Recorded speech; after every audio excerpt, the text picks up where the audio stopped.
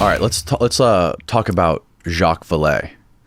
So there's a chapter in your book where you mention, what I think was one of the most fascinating parts that stuck out to me the most was you go to his apartment in Northern California. Mm-hmm. Can you describe what happened there?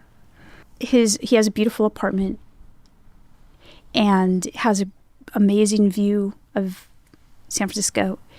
And so we were in his apartment, and he showed me his library, which is really amazing. And he had a lot of, historical things from the history of ufology in the United States, and things from, European Catholic history, like looked like extant, copies of books about angels and things like that. So it was amazing, and things that belonged to Allen Hynek and things like that. And you were shocked, I think, to see all of the books that he had on angels that were in his library. I was. Would you ask him about that? What did he say about that? So in the library, he showed me a lot of books about, like I said, the history of ufology, like, historical stuff from Project Blue Book. And right. That's the kind of stuff that I would expect to see in Jacques Vallée's library. Yeah, it's really interesting. And so, but most of the library was dedicated to these very old books of angels.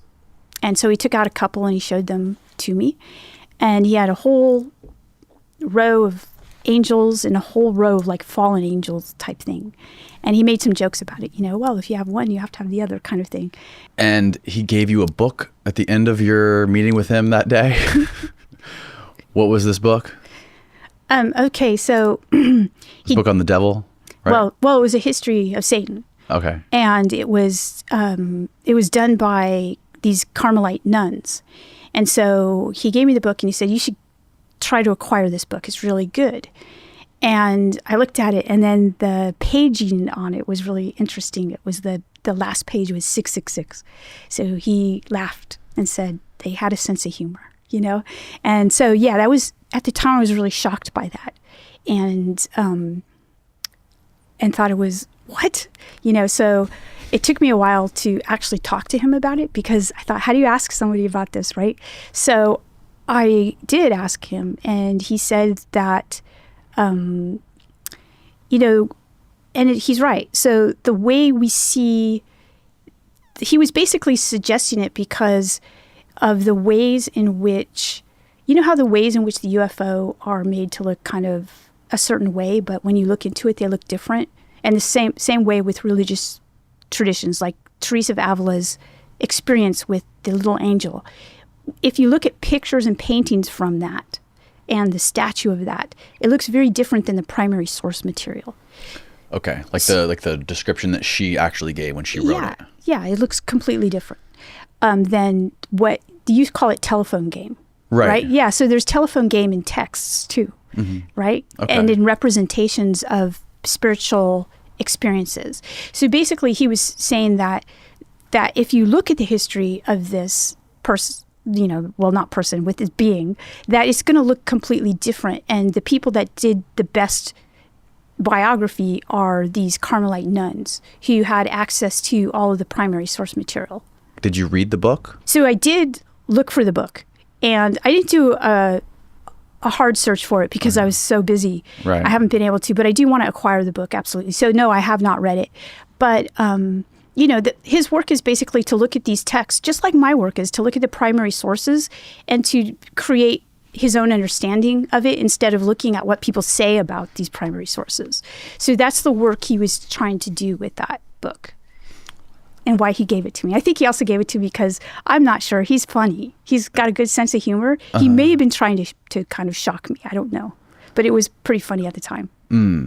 So I'm sure you've done a lot of, I'm just interested in this because I'm interested in the devil personally. Okay. And one of the famous quotes, I wrote it down here. One of the old sayings that I love is, the devil has always been the church's best friend because he kept him in business. You've heard that, I'm sure. Yes. And yes. I had a guy on here recently who was teaching me all about the devil. He did a little documentary on the history of Lucifer. And he basically said that Lucifer was never real.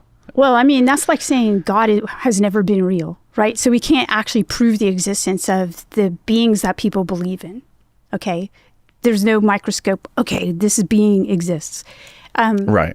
Which is kind of an interesting critique of religion, because there's a lot of things we can't actually prove the existence of. Like when we tried to prove the existence of atoms, they kind of go around, electrons move in different directions. And, so scientists even have a hard time proving what they believe to be like real kinds of things. Okay. Mm-hmm. So, all right. So as a person who studies religion, when you start to look at the ways in which either Satan, and there is a named Satan in the Bible, which is the Hebrew Bible, Christian Old Testament, and New Testament, right? So, and Lucifer. So you look at these, you see that the Bible's created, it's basically a bunch of different books put together, mm-hmm. and they're written by different people over many, many years, hundreds of years. Okay.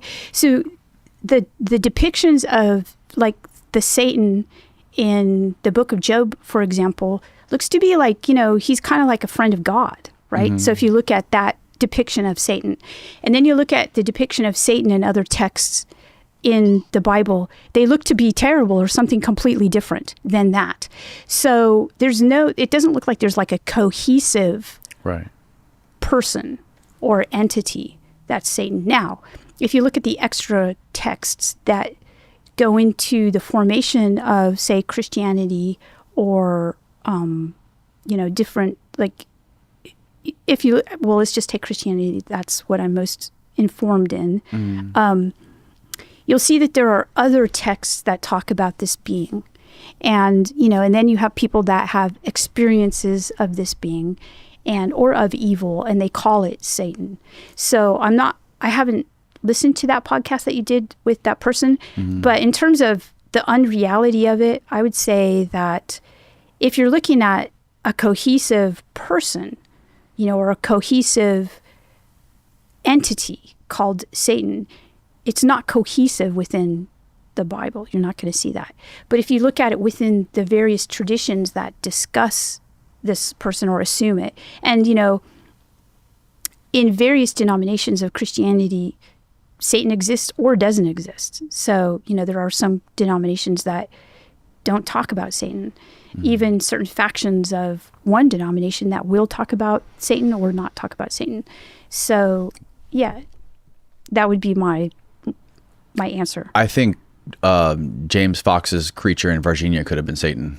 Yeah. So exactly. That's my point, is that you have descriptions of weird things like that, and then people ascribe it to Satan. They say, this must be Satan, or this must be a demon, or something like that. And you still have that within Catholic cultures. If you have a UFO sighting and there happens to be the smell of sulfur and, mm-hmm. These beings that look like this, they're going to say the same thing because they still believe in that. That's still their culture.